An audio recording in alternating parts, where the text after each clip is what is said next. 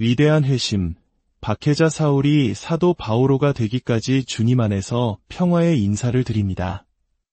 오늘은 교회사에서 가장 극적인 순간 중 하나인 성바오로 사도의 회심축일을 맞아 그분의 삶과 신앙이 오늘날 우리에게 어떤 의미를 갖는지 깊이 묵상하는 시간을 갖고자 합니다. 오늘의 이야기가 여러분의 마음에 깊은 울림을 준다면 좋아요를 눌러주시고 이 은총의 이야기를 더 많은 이들과 함께 나눠주시길 바랍니다. 구독을 통해 저희가 계속해서 이러한 믿음의 여정을 여러분께 전해드릴 수 있도록 힘이 되어 주십시오. 이야기를 듣는 모든 순간에 주님의 축복이 함께 하시기를 기도합니다. 성바오로, 그 이름만으로도 기독교 역사 전체를 관통하는 거대한 무게감이 느껴집니다. 그분은 인류 역사상 가장 영향력 있는 저술가 중 한 사람으로 꼽힙니다. 물론 우리 주 예수 그리스도께서 무언가를 기록하셨다면 그 누구도 그분을 넘어설 수 없었겠지만 주님께서는 글로 남기지 않으셨습니다. 그 뒤를 이어 바오로 사도의 서간들은 수천 년간 교회와 인류의 역사에 지울 수 없는 거대한 족적을 남겼습니다. 하지만 단순히 위대한 저술가라는 말로는 그분을 다 설명할 수 없습니다. 바오로는 역사상 가장 철저하게 회심한 인물이라고 해도 과언이 아닐 것입니다. 그의 회심 이야기는 사도행전 9장, 22장, 26장에 걸쳐 3번이나 기록되어 있습니다. 각 장을 읽을 때마다 새로운 정보와 깊이를 발견하게 되는데 이 세 기록을 함께 놓고 보면 마치 한 편의 장엄한 드라마를 보는 듯합니다. 그렇다면 우리가 말하는 바오로의 회심이란 정확히 무엇을 의미할까요? 이것은 단순히 무신론자가 기독교인이 된 사건이 아닙니다. 심지어 다른 종교를 믿던 사람이 가톨릭 신자가 된 것과도 다릅니다. 바오로의 회심이 역사상 가장 위대한 회심으로 불리는 이유는 회심 이전의 인물, 즉 바리사이파였던 사울이 역사상 가장 열렬한 그리스도교 박해자였기 때문입니다. 이 모든 것은 그와 우리를 위한 하느님의 위대한 계획의 일부였습니다. 당시 사울은 예루살렘의 수석 사제들에게서 권한을 위임받은 합법적인 박해자였습니다. 그는 신자들을 찾아내 체포하고 감옥에 가두고 심지어 죽음에 이르게 하는 일에 앞장섰습니다. 스데파노 성인의 순교 현장을 지휘했던 것도 바로 그였습니다. 그러나 그에게는 공식적인 권한보다 더 무서운 것이 있었습니다. 바로 잘못된 방향으로 향하고 있던 불타는 열정이었습니다. 하느님께서는 바로 그 열정을 사용하셨습니다. 저는 이것을 고무줄 효과라고 부르고 싶습니다. 고무줄을 뒤로 힘껏 당겼다가 놓으면 당긴 만큼 더 멀리, 더 빠르게 날아가는 것처럼 하느님께서는 박해를 향했던 사울의 그 엄청난 에너지를 붙잡아 정반대의 방향으로 돌려놓으셨습니다. 그 에너지는 이제 복음 전파를 위한 강력한 동력이 되었습니다. 여기서 중요한 점은 사울이 한 종교에서 다른 종교로 개종한 것이 아니라는 사실입니다. 당시 유대교 최고의 율법학자였던 가말리엘의 수제자였던 사울은 메시아가 오시리라는 것을 굳게 믿고 있었습니다. 그는 구세주가 오실 것이라고 확신했지만 나자렛 예수는 결코 그 구세주일 리 없다고 더 강하게 확신했습니다. 그가 다마스쿠스로 가는 길에서 부활하신 예수님을 직접 만나기 전까지는 말입니다. 그 순간 한낮의 태양보다 더 밝은 빛이 그를 둘러쌌고 그는 함께 가던 이들과 함께 땅에 엎드러졌습니다.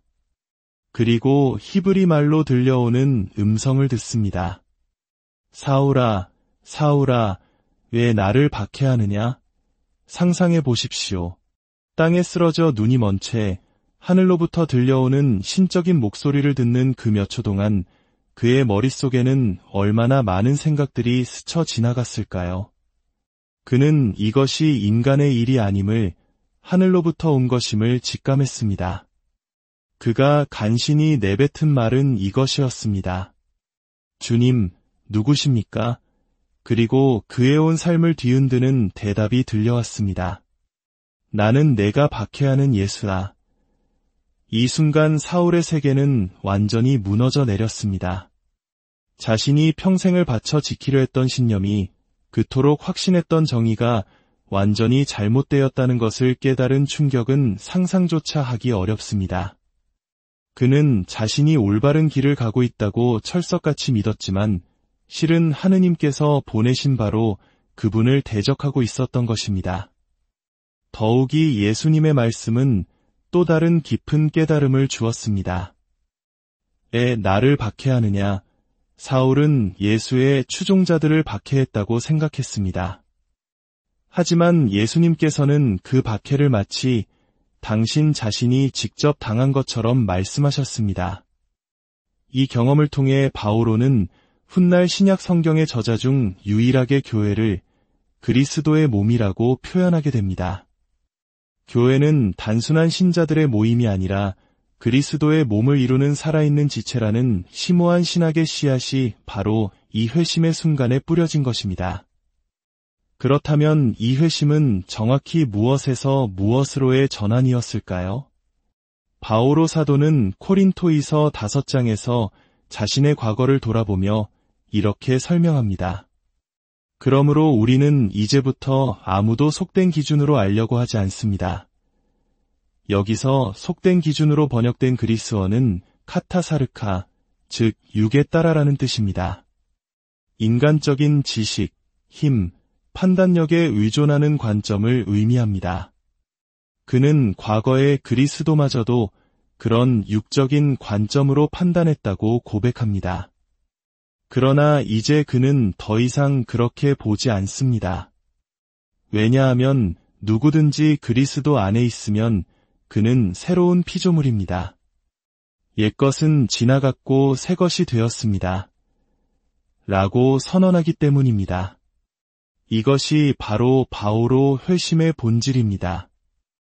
율법을 지키고 하느님을 믿는 행위 자체는 변하지 않았습니다. 변한 것은 그 행위를 이끄는 힘의 근원이었습니다.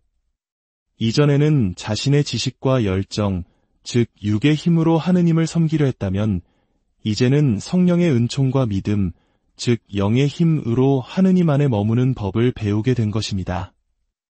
그것은 마치 흐릿한 흑백 영화를 보다가 3D 안경을 쓰자 갑자기 온 세상이 생생한 색채와 깊이감으로 살아나는 것과 같은 경험이었습니다.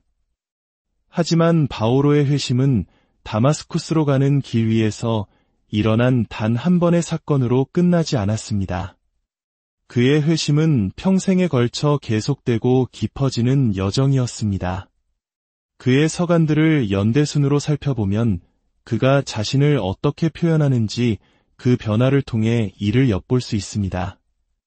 사도직 초기에 쓴 코린토 일서에서 그는 자신을 사도들 가운데 가장 보잘것없는 자라고 칭합니다. 그러나 몇 년 후 감옥에서 쓴 에페소서에서는 모든 성도들 가운데 가장 보잘것없는 자라고 자신을 낮춥니다. 그리고 생애 마지막 무렵에 쓴 티모테오 1서에 이르러서는 그리스도 예수님께서는 죄인들을 구원하시려고 세상에 오셨습니다. 나는 그 죄인들의 우두머리입니다. 라고 고백합니다. 그는 나는 죄인이었다가 아니라 나는 죄인들의 우두머리이다. 라고 현재형으로 말합니다. 이것은 거짓 겸손이나 과장이 아닙니다.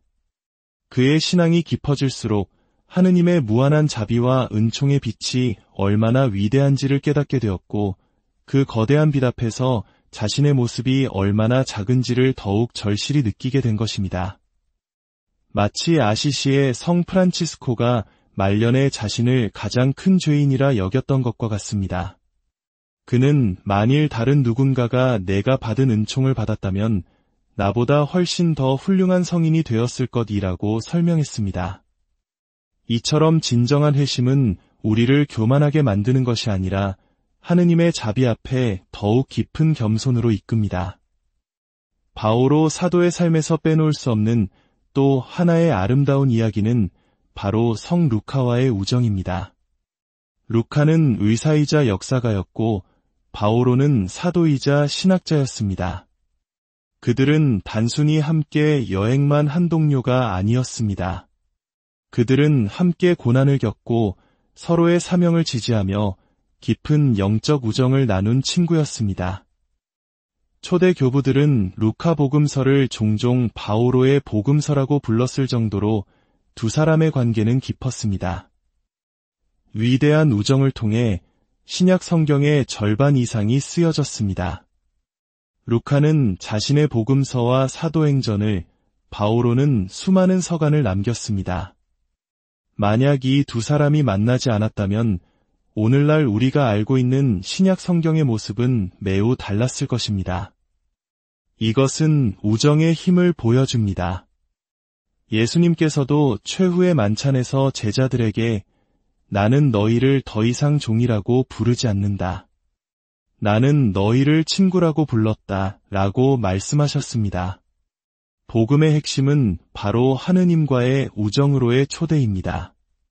인간의 힘으로는 불가능했던 하느님과의 우정이 예수 그리스도의 강생과 순환, 부활을 통해 우리에게 선물로 주어졌습니다. 바오로와 루카의 우정은 바로 이 복음의 메시지를 살아낸 증거였습니다. 우정은 그들의 메시지였을 뿐만 아니라 메시지를 전하는 매체 그 자체였습니다. 오늘 우리는 성 바오로의 회심을 기념하며 그의 삶에서 많은 것을 배울 수 있습니다. 그의 글뿐만 아니라 그의 삶의 모범을 통해서 말입니다. 어쩌면 오늘날 우리 가톨릭 신자들에게는 바오로 성인을 재발견하고 그분과 더 깊은 유대를 맺는 것이 특별히 필요할지도 모릅니다. 그의 글이 때로는 어렵게 느껴지는 것은 사실입니다. 초대 교황이었던 베드로 성인조차도 자신의 서간에서 바오로의 서간들에는 알아듣기 어려운 것들이 덜어 있습니다. 라고 인정했으니까요. 하지만 그 어려움 속에 금과 같은 지혜가 숨겨져 있습니다. 오늘 이 주기를 계기로 성 바오로를 단순히 어려운 신학자가 아닌 우리 신앙 여정의 든든한 형제로 친구로 초대해보면 어떨까요? 그와 그의 사랑하는 친구 성 루카에게 기도를 청하며 그들의 전구를 통해 우리 주님과 더 깊은 사랑에 빠질 수 있도록 도와달라고 청합시다. 성부와 성자와 성령의 이름으로 기도합시다. 아멘. 하늘에 계신 저희 아버지, 전능하신 하느님, 당신의 아드님과 성령의 선물을 통하여 저희에게 베풀어 주신 은총에 감사드립니다. 박해자 사울에게 당신 자신을 드러내시고 그를 모든 민족을 위한 사도로 부르시어 지치지 않는 지혜와 심오한 가르침이 담긴 영감의 서간들을 쓰게 하심에 감사드립니다. 그의 친구 성 루카의 전구를 통하여 당신께서 바오로를 그리스도와 같게 하셨듯이 저희 또한 그리스도를 더욱 닮아갈 수 있도록 이끌어 주소서. 내가 그리스도를 본받는 것처럼 여러분도 나를 본받는 사람이 되십시오 하신 그의 말씀처럼 저희도 주님을 따르는 삶을 살게 하소서. 성 바오로 사도의 회심 주기를 맞아들이는 저희의 기도를 들으시고 저희가 당신 마음에 더욱 드는 자녀가 되게 하소서.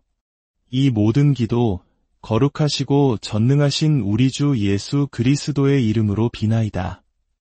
아멘. 성부와 성자와 성령의 이름으로 아멘. 성 바오로 저희를 위하여 빌어주소서. 사랑받는 의사 성 루카 또한 저희를 위하여 빌어주소서. 여러분 모두에게 하느님의 축복이 가득한 위대한 회심, 박해자 사울이 사도 바오로가 되기까지 주님 안에서 평화의 인사를 드립니다. 오늘은 교회사에서 가장 극적인 순간 중 하나인 성 바오로 사도의 회심 주기를 맞아 그분의 삶과 신앙이 오늘날 우리에게 어떤 의미를 갖는지 깊이 묵상하는 시간을 갖고자 합니다. 오늘의 이야기가 여러분의 마음에 깊은 울림을 준다면 좋아요를 눌러주시고 이 은총의 이야기를 더 많은 이들과 함께 나눠주시길 바랍니다. 구독을 통해 저희가 계속해서 이러한 믿음의 여정을 여러분께 전해드릴 수 있도록 힘이 되어 주십시오. 이야기를 듣는 모든 순간에 주님의 축복이 함께하시기를 기도합니다. 성 바오로, 그 이름만으로도 기독교 역사 전체를 관통하는 거대한 무게감이 느껴집니다. 그분은 인류 역사상 가장 영향력 있는 저술가 중 한 사람으로 꼽힙니다. 물론 우리 주 예수 그리스도께서 무언가를 기록하셨다면 그 누구도 그분을 넘어설 수 없었겠지만 주님께서는 글로 남기지 않으셨습니다. 그 뒤를 이어 바오로 사도의 서간들은 수천 년간 교회와 인류의 역사에 지울 수 없는 거대한 족적을 남겼습니다. 하지만 단순히 위대한 저술가라는 말로는 그분을 다 설명할 수 없습니다. 바오로는 역사상 가장 철저하게 회심한 인물이라고 해도 과언이 아닐 것입니다. 그의 회심 이야기는 사도행전 9장, 22장, 26장에 걸쳐 3번이나 기록되어 있습니다. 각 장을 읽을 때마다 새로운 정보와 깊이를 발견하게 되는데 이 세 기록을 함께 놓고 보면 마치 한 편의 장엄한 드라마를 보는 듯합니다. 그렇다면 우리가 말하는 바오로의 회심이란 정확히 무엇을 의미할까요? 이것은 단순히 무신론자가 기독교인이 된 사건이 아닙니다. 심지어 다른 종교를 믿던 사람이 가톨릭 신자가 된 것과도 다릅니다. 바오로의 회심이 역사상 가장 위대한 회심으로 불리는 이유는 회심 이전의 인물, 즉 바리사이파였던 사울이 역사상 가장 열렬한 그리스도교 박해자였기 때문입니다. 이 모든 것은 그와 우리를 위한 하느님의 위대한 계획의 일부였습니다. 당시 사울은 예루살렘의 수석 사제들에게서 권한을 위임받은 합법적인 박해자였습니다. 그는 신자들을 찾아내 체포하고 감옥에 가두고 심지어 죽음에 이르게 하는 일에 앞장섰습니다. 스데파노 성인의 순교 현장을 지휘했던 것도 바로 그였습니다. 그러나 그에게는 공식적인 권한보다 더 무서운 것이 있었습니다. 바로 잘못된 방향으로 향하고 있던 불타는 열정이었습니다. 하느님께서는 바로 그 열정을 사용하셨습니다. 저는 이것을 고무줄 효과라고 부르고 싶습니다. 고무줄을 뒤로 힘껏 당겼다가 놓으면 당긴 만큼 더 멀리, 더 빠르게 날아가는 것처럼 하느님께서는 박해를 향했던 사울의 그 엄청난 에너지를 붙잡아 정반대의 방향으로 돌려놓으셨습니다. 그 에너지는 이제 복음 전파를 위한 강력한 동력이 되었습니다. 여기서 중요한 점은 사울이 한 종교에서 다른 종교로 개종한 것이 아니라는 사실입니다. 당시 유대교 최고의 율법학자였던 가말리엘의 수제자였던 사울은 메시아가 오시리라는 것을 굳게 믿고 있었습니다. 그는 구세주가 오실 것이라고 확신했지만 나자렛 예수는 결코 그 구세주일 리 없다고 더 강하게 확신했습니다. 그가 다마스쿠스로 가는 길에서 부활하신 예수님을 직접 만나기 전까지는 말입니다. 그 순간 한낮의 태양보다 더 밝은 빛이 그를 둘러쌌고 그는 함께 가던 이들과 함께 땅에 엎드러졌습니다. 그리고 히브리 말로 들려오는 음성을 듣습니다. 사울아, 사울아, 왜 나를 박해하느냐? 상상해 보십시오. 땅에 쓰러져 눈이 먼 채 하늘로부터 들려오는 신적인 목소리를 듣는 그 몇 초 동안 그의 머릿속에는 얼마나 많은 생각들이 스쳐 지나갔을까요? 그는 이것이 인간의 일이 아님을 하늘로부터 온 것임을 직감했습니다. 그가 간신히 내뱉은 말은 이것이었습니다. 주님, 누구십니까? 그리고 그의 온 삶을 뒤흔드는 대답이 들려왔습니다. 나는 내가 박해하는 예수라. 이 순간 사울의 세계는 완전히 무너져 내렸습니다. 자신이 평생을 바쳐 지키려 했던 신념이, 그토록 확신했던 정의가 완전히 잘못되었다는 것을 깨달은 충격은 상상조차 하기 어렵습니다. 그는 자신이 올바른 길을 가고 있다고 철석같이 믿었지만 실은 하느님께서 보내신 바로 그분을 대적하고 있었던 것입니다. 더욱이 예수님의 말씀은 또 다른 깊은 깨달음을 주었습니다. 나를 박해하느냐? 사울은 예수의 추종자들을 박해했다고 생각했습니다. 하지만 예수님께서는 그 박해를 마치 당신 자신이 직접 당한 것처럼 말씀하셨습니다. 이 경험을 통해 바오로는 훗날 신약 성경의 저자 중 유일하게 교회를 그리스도의 몸이라고 표현하게 됩니다. 교회는 단순한 신자들의 모임이 아니라 그리스도의 몸을 이루는 살아있는 지체라는 심오한 신학의 씨앗이 바로 이 회심의 순간에 뿌려진 것입니다. 그렇다면 이 회심은 정확히 무엇에서 무엇으로의 전환이었을까요? 바오로 사도는 코린토이서 5장에서 자신의 과거를 돌아보며 이렇게 설명합니다. 그러므로 우리는 이제부터 아무도 속된 기준으로 알려고 하지 않습니다. 여기서 속된 기준으로 번역된 그리스어는 카타사르카, 즉 육에 따라라는 뜻입니다. 인간적인 지식, 힘, 판단력에 의존하는 관점을 의미합니다. 그는 과거의 그리스도마저도 그런 육적인 관점으로 판단했다고 고백합니다. 그러나 이제 그는 더 이상 그렇게 보지 않습니다. 왜냐하면 누구든지 그리스도 안에 있으면 그는 새로운 피조물입니다. 옛것은 지나갔고 새것이 되었습니다. 라고 선언하기 때문입니다. 이것이 바로 바오로 회심의 본질입니다. 율법을 지키고 하느님을 믿는 행위 자체는 변하지 않았습니다. 변한 것은 그 행위를 이끄는 힘의 근원이었습니다. 이전에는 자신의 지식과 열정, 즉 육의 힘으로 하느님을 섬기려 했다면 이제는 성령의 은총과 믿음, 즉 영의 힘으로 하느님 안에 머무는 법을 배우게 된 것입니다.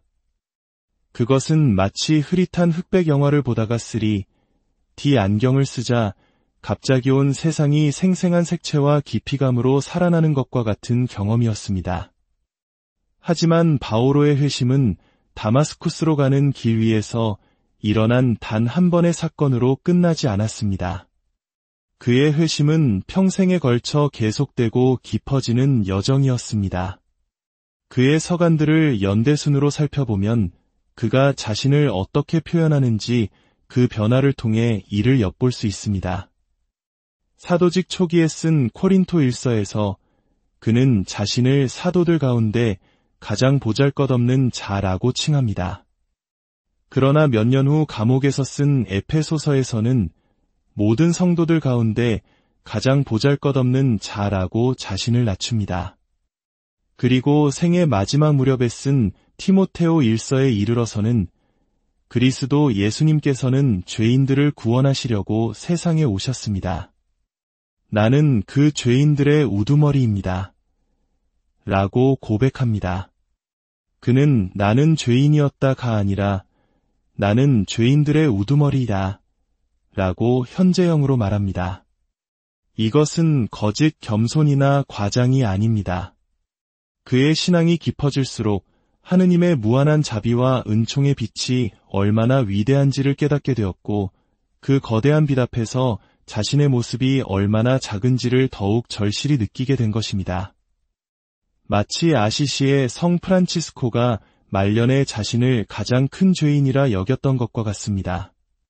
그는 만일 다른 누군가가 내가 받은 은총을 받았다면 나보다 훨씬 더 훌륭한 성인이 되었을 것이라고 설명했습니다. 이처럼 진정한 회심은 우리를 교만하게 만드는 것이 아니라 하느님의 자비 앞에 더욱 깊은 겸손으로 이끕니다. 바오로 사도의 삶에서 빼놓을 수 없는 또 하나의 아름다운 이야기는 바로 성 루카와의 우정입니다. 루카는 의사이자 역사가였고 바오로는 사도이자 신학자였습니다. 그들은 단순히 함께 여행만 한 동료가 아니었습니다. 그들은 함께 고난을 겪고 서로의 사명을 지지하며 깊은 영적 우정을 나눈 친구였습니다. 초대 교부들은 루카 복음서를 종종 바오로의 복음서라고 불렀을 정도로 두 사람의 관계는 깊었습니다. 위대한 우정을 통해 신약 성경의 절반 이상이 쓰여졌습니다. 루카는 자신의 복음서와 사도행전을, 바오로는 수많은 서간을 남겼습니다. 만약 이 두 사람이 만나지 않았다면 오늘날 우리가 알고 있는 신약 성경의 모습은 매우 달랐을 것입니다. 이것은 우정의 힘을 보여줍니다. 예수님께서도 최후의 만찬에서 제자들에게 나는 너희를 더 이상 종이라고 부르지 않는다. 나는 너희를 친구라고 불렀다 라고 말씀하셨습니다. 복음의 핵심은 바로 하느님과의 우정으로의 초대입니다. 인간의 힘으로는 불가능했던 하느님과의 우정이 예수 그리스도의 강생과 순환, 부활을 통해 우리에게 선물로 주어졌습니다. 바오로와 루카의 우정은 바로 이 복음의 메시지를 살아낸 증거였습니다. 우정은 그들의 메시지였을 뿐만 아니라 메시지를 전하는 매체 그 자체였습니다. 오늘 우리는 성 바오로의 회심을 기념하며 그의 삶에서 많은 것을 배울 수 있습니다. 그의 글뿐만 아니라 그의 삶의 모범을 통해서 말입니다. 어쩌면 오늘날 우리 가톨릭 신자들에게는 바오로 성인을 재발견하고 그분과 더 깊은 유대를 맺는 것이 특별히 필요할지도 모릅니다. 그의 글이 때로는 어렵게 느껴지는 것은 사실입니다. 초대 교황이었던 베드로 성인조차도 자신의 서간에서 바오로의 서간들에는 알아듣기 어려운 것들이 덜어 있습니다. 라고 인정했으니까요. 하지만 그 어려움 속에 금과 같은 지혜가 숨겨져 있습니다.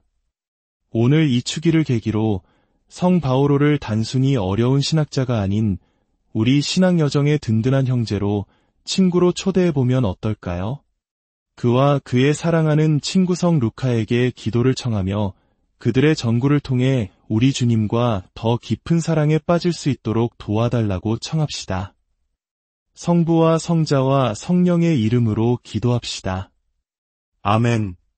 하늘에 계신 저희 아버지, 전능하신 하느님, 당신의 아드님과 성령의 선물을 통하여 저희에게 베풀어 주신 은총에 감사드립니다. 박해자 사울에게 당신 자신을 드러내시고 그를 모든 민족을 위한 사도로 부르시어 지치지 않는 지혜와 심오한 가르침이 담긴 영감의 서간들을 쓰게 하심에 감사드립니다. 그의 친구 성 루카의 전구를 통하여 당신께서 바오로를 그리스도와 같게 하셨듯이 저희 또한 그리스도를 더욱 닮아갈 수 있도록 이끌어 주소서.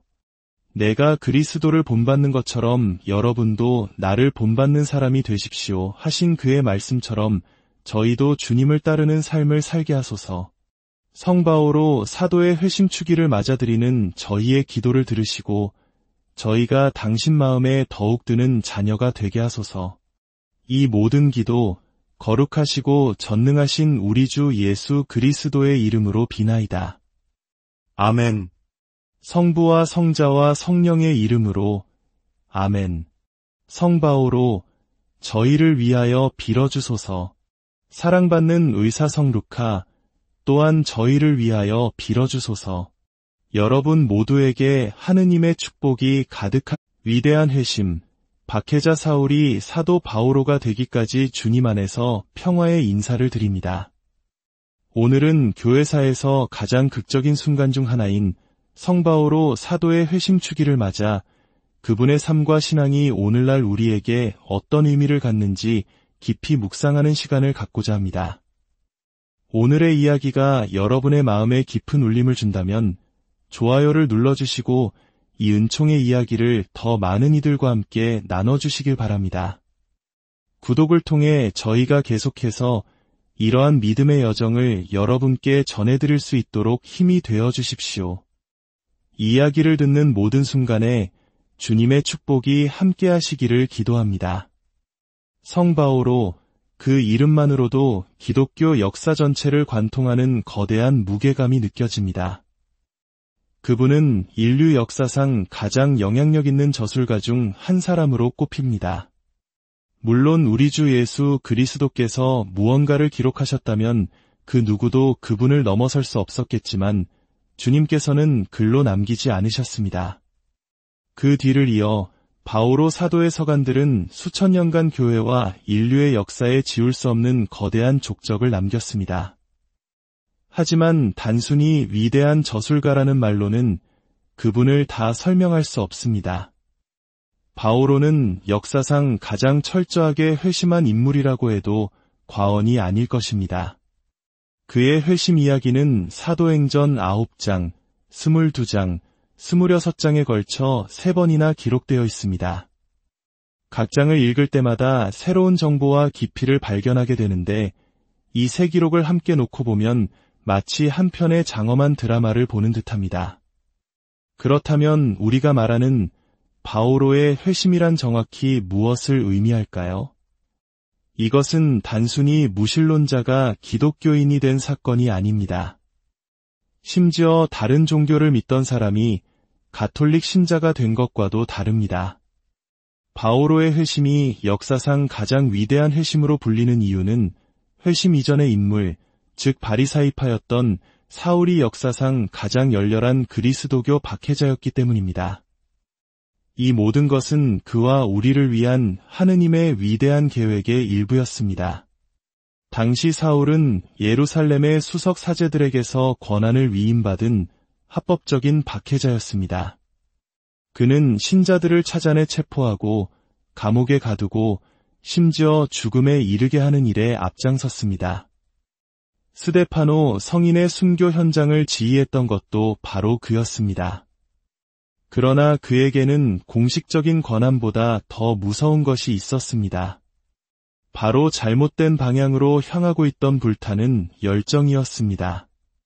하느님께서는 바로 그 열정을 사용하셨습니다. 저는 이것을 고무줄 효과라고 부르고 싶습니다. 고무줄을 뒤로 힘껏 당겼다가 놓으면 당긴 만큼 더 멀리, 더 빠르게 날아가는 것처럼 하느님께서는 박해를 향했던 사울의 그 엄청난 에너지를 붙잡아 정반대의 방향으로 돌려놓으셨습니다. 그 에너지는 이제 복음 전파를 위한 강력한 동력이 되었습니다. 여기서 중요한 점은 사울이 한 종교에서 다른 종교로 개종한 것이 아니라는 사실입니다. 당시 유대교 최고의 율법학자였던 가말리엘의 수제자였던 사울은 메시아가 오시리라는 것을 굳게 믿고 있었습니다. 그는 구세주가 오실 것이라고 확신했지만 나자렛 예수는 결코 그 구세주일 리 없다고 더 강하게 확신했습니다. 그가 다마스쿠스로 가는 길에서 부활하신 예수님을 직접 만나기 전까지는 말입니다. 그 순간 한낮의 태양보다 더 밝은 빛이 그를 둘러쌌고 그는 함께 가던 이들과 함께 땅에 엎드러졌습니다. 그리고 히브리 말로 들려오는 음성을 듣습니다. 사울아, 사울아, 왜 나를 박해하느냐?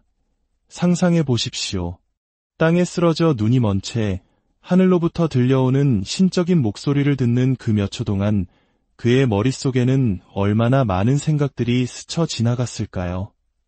그는 이것이 인간의 일이 아님을 하늘로부터 온 것임을 직감했습니다. 그가 간신히 내뱉은 말은 이것이었습니다. 주님, 누구십니까? 그리고 그의 온 삶을 뒤흔드는 대답이 들려왔습니다. 나는 내가 박해하는 예수라. 이 순간 사울의 세계는 완전히 무너져 내렸습니다. 자신이 평생을 바쳐 지키려 했던 신념이, 그토록 확신했던 정의가 완전히 잘못되었다는 것을 깨달은 충격은 상상조차 하기 어렵습니다. 그는 자신이 올바른 길을 가고 있다고 철석같이 믿었지만 실은 하느님께서 보내신 바로 그분을 대적하고 있었던 것입니다. 더욱이 예수님의 말씀은 또 다른 깊은 깨달음을 주었습니다. 나를 박해하느냐? 사울은 예수의 추종자들을 박해했다고 생각했습니다. 하지만 예수님께서는 그 박해를 마치 당신 자신이 직접 당한 것처럼 말씀하셨습니다. 이 경험을 통해 바오로는 훗날 신약 성경의 저자 중 유일하게 교회를 그리스도의 몸이라고 표현하게 됩니다. 교회는 단순한 신자들의 모임이 아니라 그리스도의 몸을 이루는 살아있는 지체라는 심오한 신학의 씨앗이 바로 이 회심의 순간에 뿌려진 것입니다. 그렇다면 이 회심은 정확히 무엇에서 무엇으로의 전환이었을까요? 바오로 사도는 코린토이서 5장에서 자신의 과거를 돌아보며 이렇게 설명합니다. 그러므로 우리는 이제부터 아무도 속된 기준으로 알려고 하지 않습니다. 여기서 속된 기준으로 번역된 그리스어는 카타사르카, 즉 육에 따라라는 뜻입니다. 인간적인 지식, 힘, 판단력에 의존하는 관점을 의미합니다. 그는 과거의 그리스도마저도 그런 육적인 관점으로 판단했다고 고백합니다. 그러나 이제 그는 더 이상 그렇게 보지 않습니다. 왜냐하면 누구든지 그리스도 안에 있으면 그는 새로운 피조물입니다. 옛것은 지나갔고 새것이 되었습니다. 라고 선언하기 때문입니다. 이것이 바로 바오로 회심의 본질입니다. 율법을 지키고 하느님을 믿는 행위 자체는 변하지 않았습니다. 변한 것은 그 행위를 이끄는 힘의 근원이었습니다. 이전에는 자신의 지식과 열정, 즉 육의 힘으로 하느님을 섬기려 했다면 이제는 성령의 은총과 믿음, 즉 영의 힘으로 하느님 안에 머무는 법을 배우게 된 것입니다. 그것은 마치 흐릿한 흑백 영화를 보다가 3D 안경을 쓰자 갑자기 온 세상이 생생한 색채와 깊이감으로 살아나는 것과 같은 경험이었습니다. 하지만 바오로의 회심은 다마스쿠스로 가는 길 위에서 일어난 단 한 번의 사건으로 끝나지 않았습니다. 그의 회심은 평생에 걸쳐 계속되고 깊어지는 여정이었습니다. 그의 서간들을 연대순으로 살펴보면 그가 자신을 어떻게 표현하는지 그 변화를 통해 이를 엿볼 수 있습니다. 사도직 초기에 쓴 코린토 일서에서 그는 자신을 사도들 가운데 가장 보잘것없는 자라고 칭합니다. 그러나 몇 년 후 감옥에서 쓴 에페소서에서는 모든 성도들 가운데 가장 보잘것없는 자라고 자신을 낮춥니다. 그리고 생애 마지막 무렵에 쓴 티모테오 1서에 이르러서는 그리스도 예수님께서는 죄인들을 구원하시려고 세상에 오셨습니다. 나는 그 죄인들의 우두머리입니다. 라고 고백합니다. 그는 나는 죄인이었다가 아니라 나는 죄인들의 우두머리이다. 라고 현재형으로 말합니다. 이것은 거짓 겸손이나 과장이 아닙니다.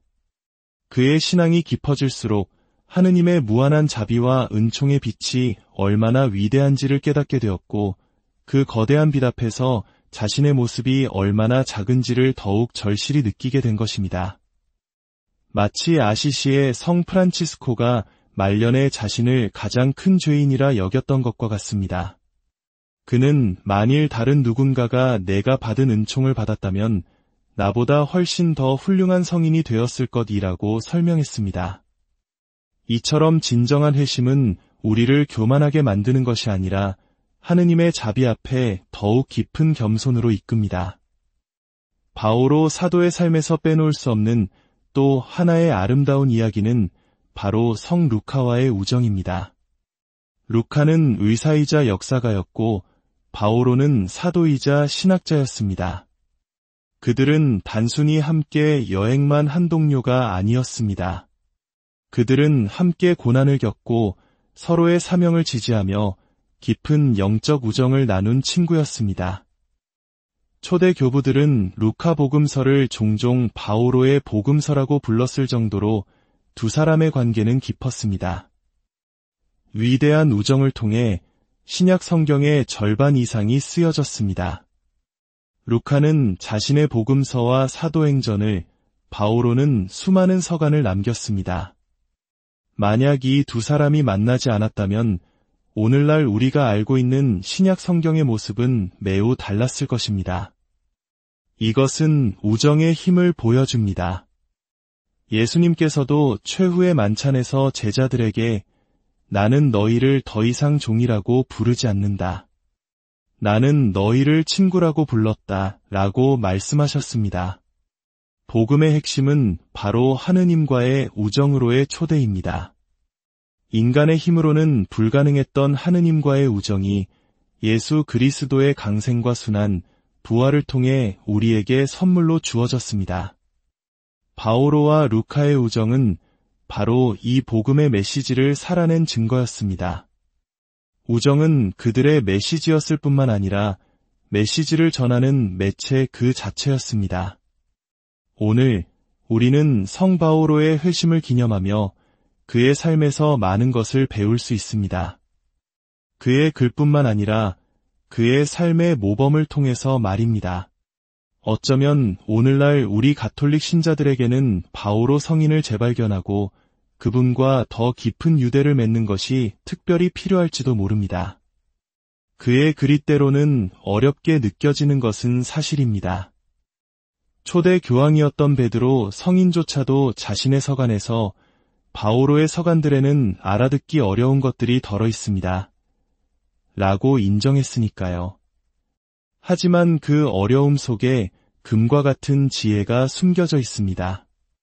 오늘 이 주기를 계기로 성 바오로를 단순히 어려운 신학자가 아닌 우리 신앙 여정의 든든한 형제로 친구로 초대해보면 어떨까요? 그와 그의 사랑하는 친구 성 루카에게 기도를 청하며 그들의 전구를 통해 우리 주님과 더 깊은 사랑에 빠질 수 있도록 도와달라고 청합시다.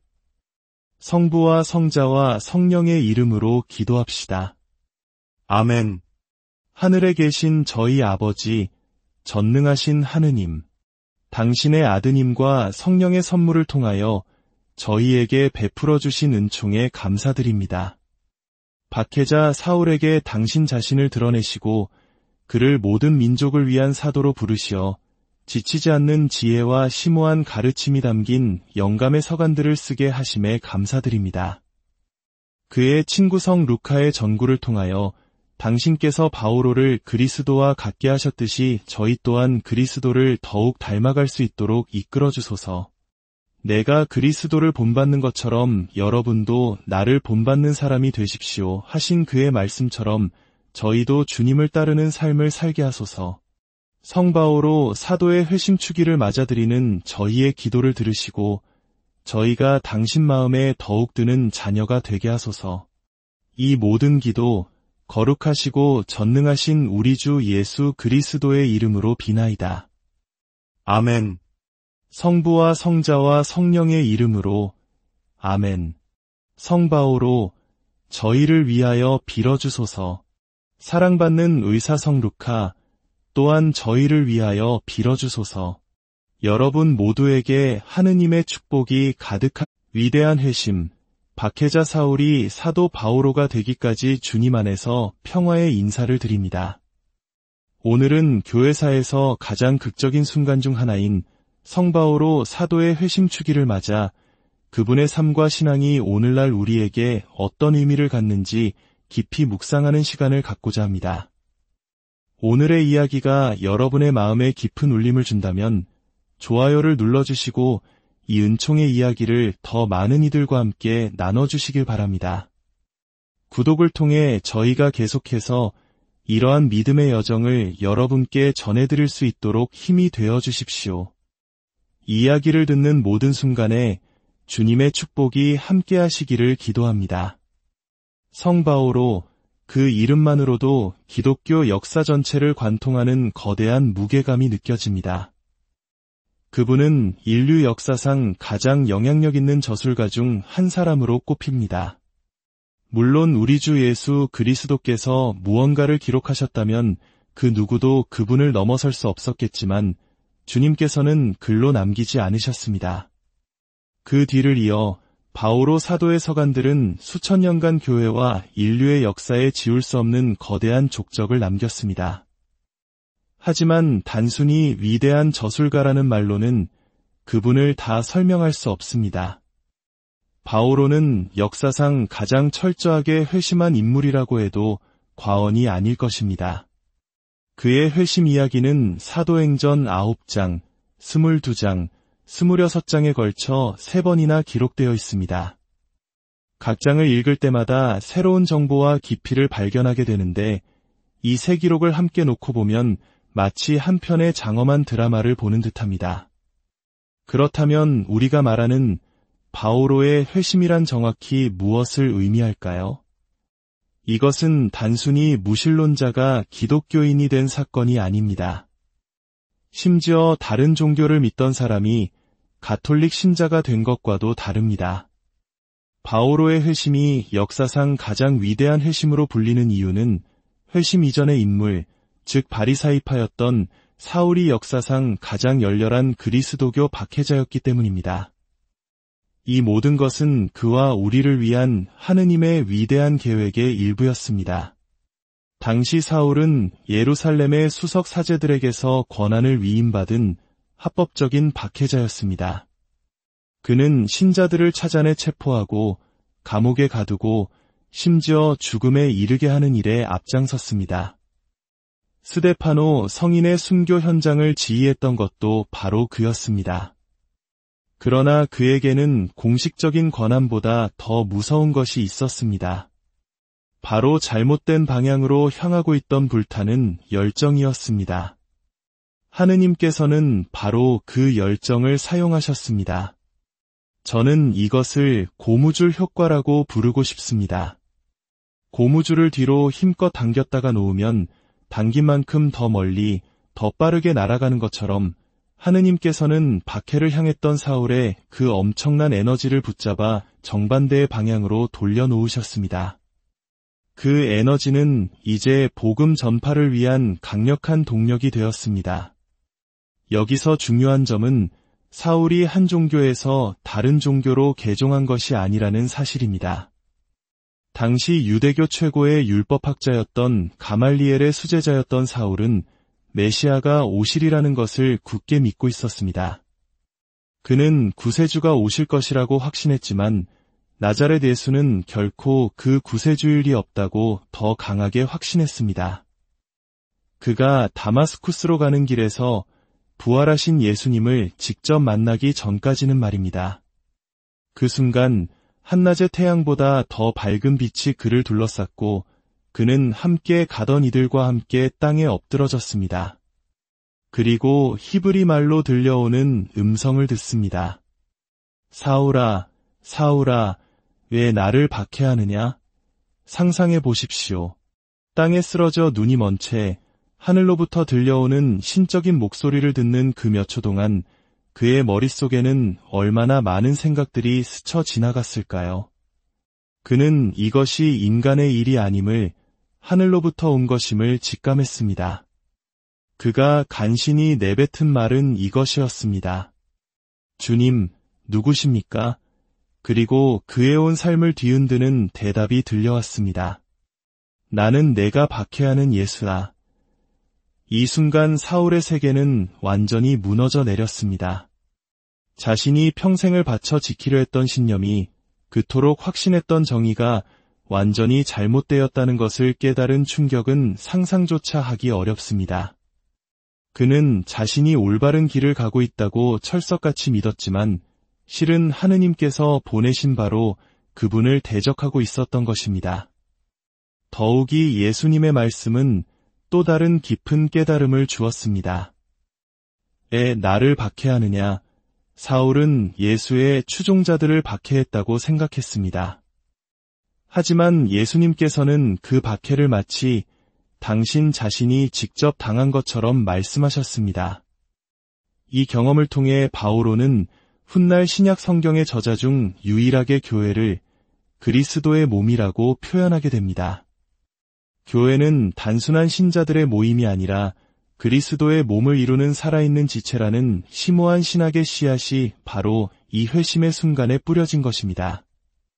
그렇다면 이 회심은 정확히 무엇에서 무엇으로의 전환이었을까요? 바오로 사도는 코린토이서 5장에서 자신의 과거를 돌아보며 이렇게 설명합니다.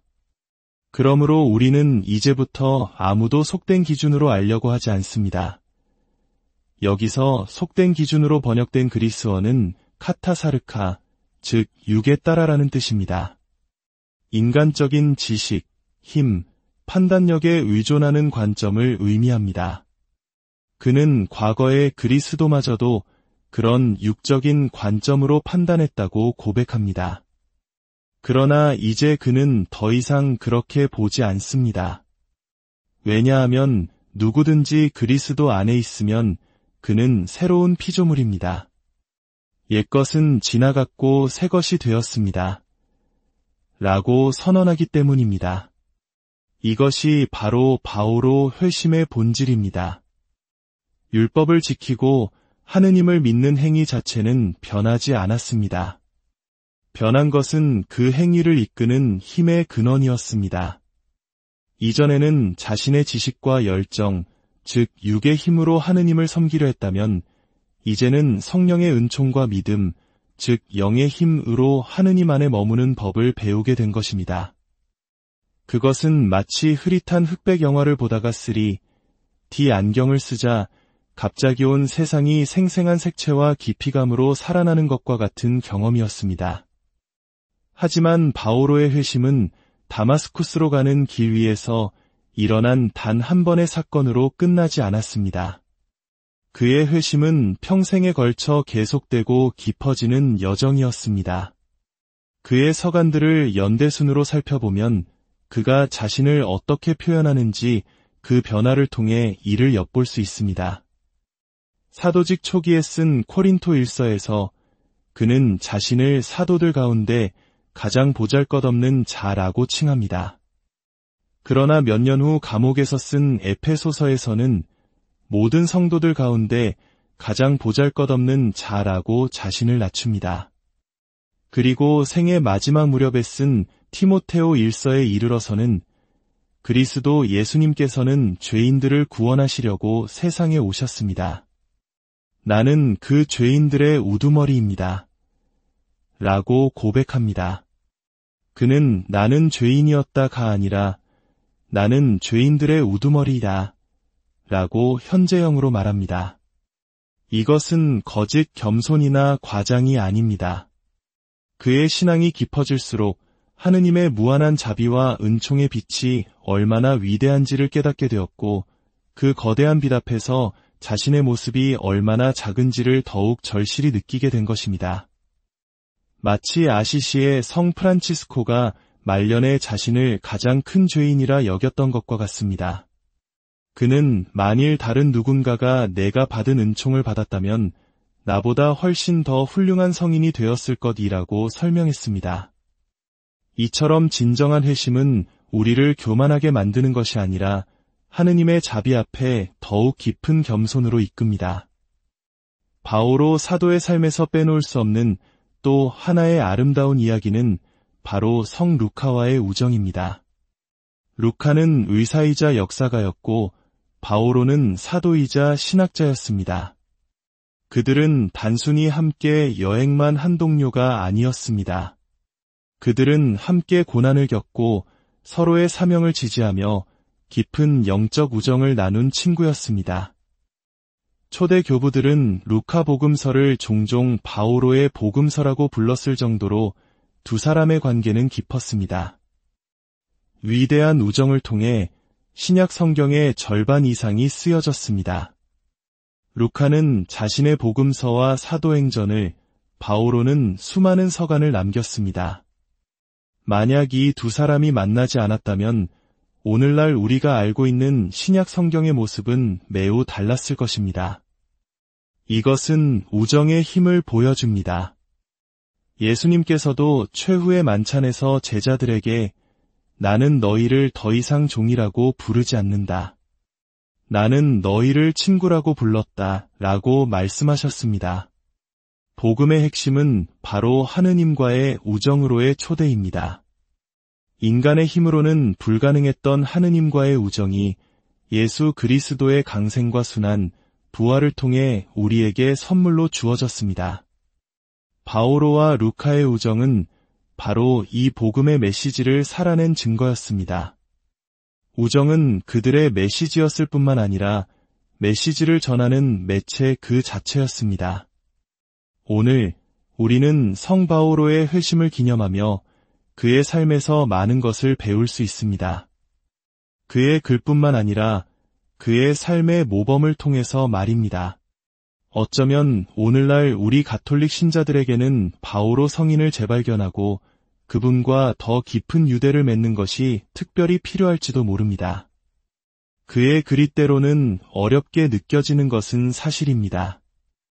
초대 교황이었던 베드로 성인조차도 자신의 서간에서 바오로의 서간들에는 알아듣기 어려운 것들이 덜어 있습니다. 라고 인정했으니까요. 하지만 그 어려움 속에 금과 같은 지혜가 숨겨져 있습니다.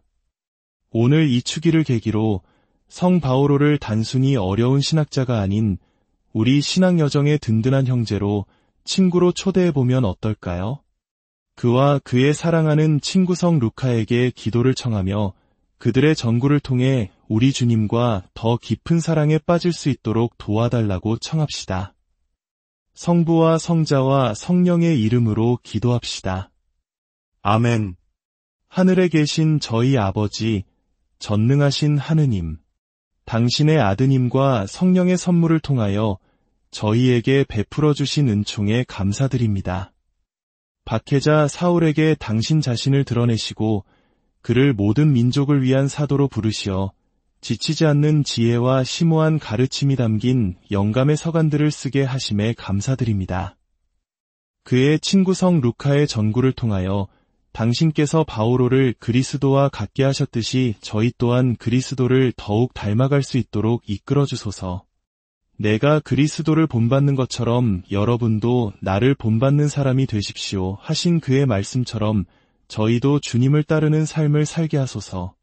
성 바오로 사도의 회심추기를 맞아들이는 저희의 기도를 들으시고 저희가 당신 마음에 더욱 드는 자녀가 되게 하소서. 이 모든 기도 거룩하시고 전능하신 우리 주 예수 그리스도의 이름으로 비나이다. 아멘. 성부와 성자와 성령의 이름으로 아멘. 성 바오로 저희를 위하여 빌어주소서. 사랑받는 의사 성 루카 또한 저희를 위하여 빌어주소서. 여러분 모두에게 하느님의 축복이 가득한 위대한 회심, 박해자 사울이 사도 바오로가 되기까지 주님 안에서 평화의 인사를 드립니다. 오늘은 교회사에서 가장 극적인 순간 중 하나인 성 바오로 사도의 회심추기를 맞아 그분의 삶과 신앙이 오늘날 우리에게 어떤 의미를 갖는지 깊이 묵상하는 시간을 갖고자 합니다. 오늘의 이야기가 여러분의 마음에 깊은 울림을 준다면 좋아요를 눌러주시고 이 은총의 이야기를 더 많은 이들과 함께 나눠주시길 바랍니다. 구독을 통해 저희가 계속해서 이러한 믿음의 여정을 여러분께 전해드릴 수 있도록 힘이 되어 주십시오. 이야기를 듣는 모든 순간에 주님의 축복이 함께 하시기를 기도합니다. 성 바오로, 그 이름만으로도 기독교 역사 전체를 관통하는 거대한 무게감이 느껴집니다. 그분은 인류 역사상 가장 영향력 있는 저술가 중 한 사람으로 꼽힙니다. 물론 우리 주 예수 그리스도께서 무언가를 기록하셨다면 그 누구도 그분을 넘어설 수 없었겠지만 주님께서는 글로 남기지 않으셨습니다. 그 뒤를 이어 바오로 사도의 서간들은 수천 년간 교회와 인류의 역사에 지울 수 없는 거대한 족적을 남겼습니다. 하지만 단순히 위대한 저술가라는 말로는 그분을 다 설명할 수 없습니다. 바오로는 역사상 가장 철저하게 회심한 인물이라고 해도 과언이 아닐 것입니다. 그의 회심 이야기는 사도행전 9장, 22장, 26장에 걸쳐 3번이나 기록되어 있습니다. 각 장을 읽을 때마다 새로운 정보와 깊이를 발견하게 되는데 이 세 기록을 함께 놓고 보면 마치 한 편의 장엄한 드라마를 보는 듯합니다. 그렇다면 우리가 말하는 바오로의 회심이란 정확히 무엇을 의미할까요? 이것은 단순히 무신론자가 기독교인이 된 사건이 아닙니다.